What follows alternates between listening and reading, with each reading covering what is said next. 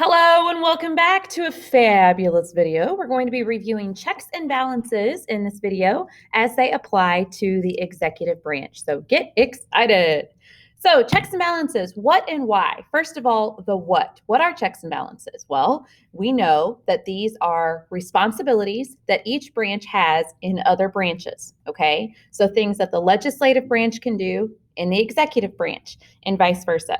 And the reason that we have these checks and balances is because we wanted to ensure that we were going to have a limited government, okay? So checks and balances directly relates to that concept of limited government. So how does it work? Well, we know that there are certain things that the president has to do according to the Constitution, and some of those things he has to have the approval of Congress, specifically the Senate, for that. Okay, so there are certain things that can be done to the president by the judicial branch and the legislative branch. And again, the whole goal of checks and balances is to ensure that we have a limited government and that everybody is doing what they're supposed to be doing.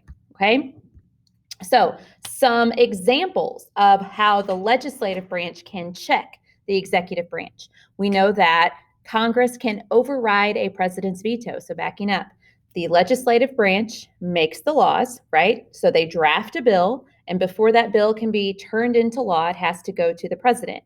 The president has a couple of options. He can sign the bill into law or he can veto it. If he chooses to veto the bill, then it goes back to the House of Congress that it started in, so either the House or the Senate, and then they have a couple of options. They can either allow the veto to stand or they can override that veto. And to override the veto, it takes 2/3 of each House of Congress. Okay, so that's a pretty big number, and that veto override does not happen very often. The other way, or another way, anyway, that Congress can check the president is through impeachment. The impeachment proceedings, of course, start in the House of Representatives. So the House basically says, okay, we think that the president has done this, this, and this wrong. Okay, that's impeachment.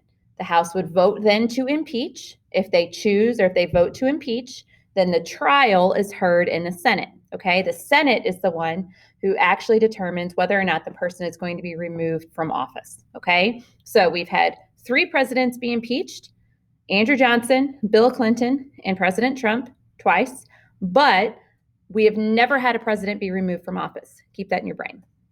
All right, so removal, we just talked about that, and approval. So if the president makes, for example, a treaty with the head of another foreign government, that treaty has to be approved by the Senate. Okay, the president just can't stroll in and say, okay, we're going to be besties now with Somalia.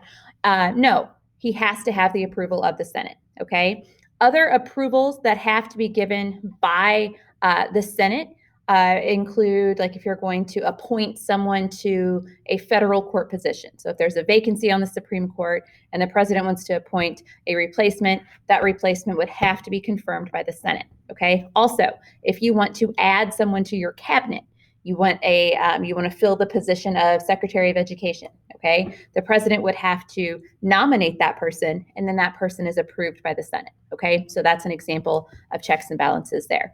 Also, we know that checks and balances extend to the judicial branch as well. So if the president makes an executive order, okay, if he makes an executive order that we are going to pay teachers $100,000 a year. Excellent. Super.